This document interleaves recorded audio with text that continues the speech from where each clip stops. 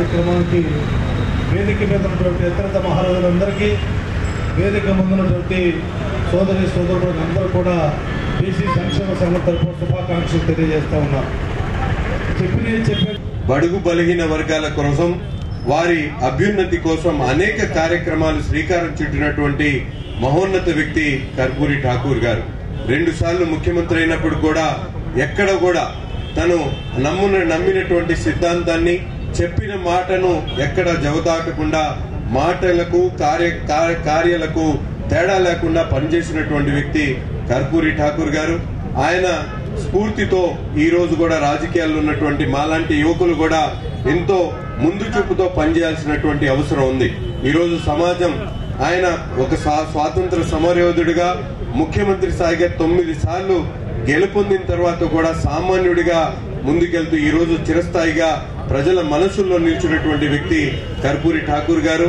ఈ రోజు ఈ ప్రభుత్వం కూడా అటువంటి మహనీయుల ఆదర్శంతో ముందుకు నడుస్తున్నటువంటి పరిస్థితులు ఉన్నాయి. మనందరం కూడా చూసాం, గత ప్రభుత్వంలో బీసీలకు ఉండాల్సినటువంటి రిజర్వేషన్ ని 34% ఆ రోజు అన్న నందమూరి తారక రామారావు గారు రిజర్వేషన్లు ఏర్పాటు చేసి బీసీలకు రాజ్యాధికారాన్ని అందించేటువంటి కార్యక్రమం చేస్తే స్వాతంత్ర భారతదేశంలో గత ప్రభుత్వంలో జగన్మోహన్ రెడ్డి గారి పరిపాలనలో ఆ రిజర్వేషన్లు 24% కుదించి దాదాపు 16,000 మందికి రాజకీయాలకు దూరం చేసినటువంటి వ్యక్తి గత ముఖ్యమంత్రి. ఈ రోజు తిరిగి చంద్రబాబు నాయుడు గారు ఈ 8 నెలల కూటమి ప్రభుత్వంలోనే బీసీల కోసం రక్షణ చట్టం ఏర్పాటు చేయడమే కాకుండా ఆ రిజర్వేషన్లను తిరిగి 34% చేస్తూ ఈరోజు బీసీలకు రాజ్యాధికారాన్ని అందించేటువంటి పార్టీ తెలుగుదేశం పార్టీ నాయకుడు చంద్రబాబు అనేటువంటి విషయాన్ని మీ అందరూ కూడా ఒక్కసారి గుర్తు చేస్తా ఉన్నా. అందుకని రాబోయేటువంటి రోజుల్లో మనందరం కూడా బీసీ వెనుకబడినటువంటి వర్గాలు మిగతా కులాలతో పాటు సమానంగా అభివృద్ధి చెందాలనే ఆలోచనతో విదేశీ విద్యా కార్యక్రమాల దగ్గర నుండి ఆదరణ పథకాల దగ్గర నుండి ఈ రోజు మనందరం కూడా చూస్తా ఉన్నాం.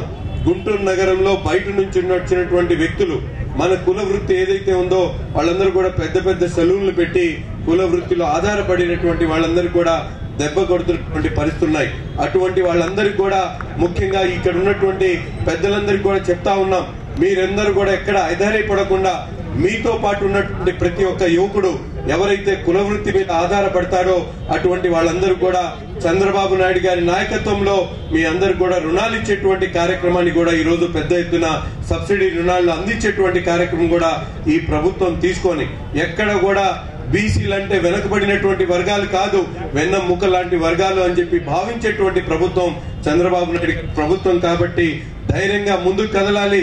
అలాగే మన నాయకుడు ఇచ్చినటువంటి స్ఫూర్తితో కర్పూరి ఠాకూర్ గారి స్ఫూర్తితో రాబోయేటువంటి రోజుల్లో మంచి రాజకీయ నాయకుడిగా ప్రతి ఒక్కరు కూడా ఎదగాలని చెప్పి మనస్ఫూర్తిగా కోరుకుంటూ ఈ రోజు కార్యక్రమంలో భాగస్వాములైనటువంటి వేదిక మీద ఉన్నటువంటి పెద్దలు రవి గారికి, అలాగే శాసనసభ్యులు మన రామాంజనేయులు గారికి, మేయర్ గారికి, అలాగే పెద్దలందరికీ కూడా పేరు పేరున కేసన్ శంకర్రావు గారికి, అలాగే మిత్రులందరికీ కూడా హృదయపూర్వకమైనటువంటి నమస్కారాలు తెలియజేస్తూ సెలవు తీసుకుంటాం. శ్రీనివాసరావు ప్రతిజన సేవా సమితి ప్రధాన కార్యదర్శి, వారిని కూడా స్టేజ్ మీదకి రావాల్సిందిగా కోరుతున్నాను. అలాగే కోల అశోక్ కృష్ణపల్లి సంఘం రాష్ట్ర అధ్యక్షుడు, వారిని కూడా స్టేజ్ మీదకి రావాల్సిందిగా కోరుతున్నాం. ఇప్పుడు శ్రీమతి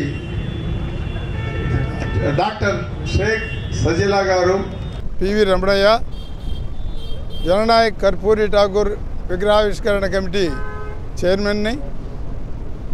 దాదాపుగా 3 నెలల నుండి ఈ యొక్క కార్యక్రమం కోసం అహర్నిశలు కమిటీ అంతా కూడా కష్టపడుతూ ఉంది. దాని దరిమిల ఈరోజు చాలా సంతోషదాయకంగా ఈ కార్యక్రమం చాలా బాగా జరిగినందుకు మేమంతా కూడా చాలా ఆనందపడుతూ ఉన్నాం. ఈ యొక్క కర్పూరి ఠాకూర్ భారతదేశంలో భారతరత్న పొందినటువంటి బడుగు బలహీన వర్గాలలో ఒక భారత తర్వాత అంతటి గొప్పవాడుగా పేరు పొందినటువంటి గొప్ప వ్యక్తి మన కర్పూరి ఠాకూర్ గారు.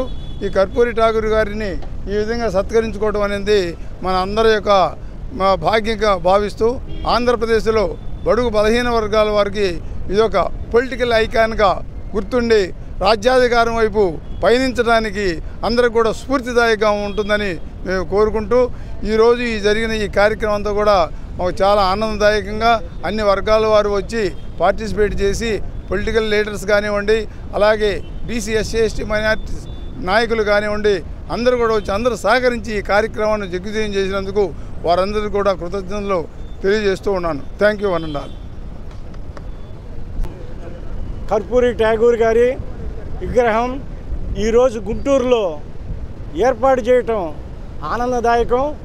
ఎందుకంటే ఆ మహనీయుడి రాజకీయ చరిత్రలో సువర్ణాధ్యాయం. ఈయన బీసీ ఎస్సీ ఎస్టీ ముస్లిం మైనార్టీలకు గల బహుజనులకి మార్గదర్శకుడు, ఆదర్శప్రాయుడు. 1952లో మరి మన రామ్ మనోహర్ లోహియా సిద్ధాంతంతో సోషలిస్ట్ అధినేతగా చట్టసభల్లో అడుగుపెట్టి 1970 నుంచి 76 వరకు బీహార్ ముఖ్యమంత్రిగా చేసి, ముఖ్యమంత్రి అయిన వెంటనే ముంగేరియల్ కమిషన్ ఏర్పాటు చేసి ఈ యొక్క భారతదేశంలో బీహారులో మరి ఈ యొక్క ప్రజల యొక్క ఆర్థిక, రాజకీయ, సాంఘిక పరిస్థితులు ఏమిటని అధ్యయనం చేసి ముందు విద్య కావాలని విద్యాలయాలు స్థాపించి, అదేవిధంగా ఈ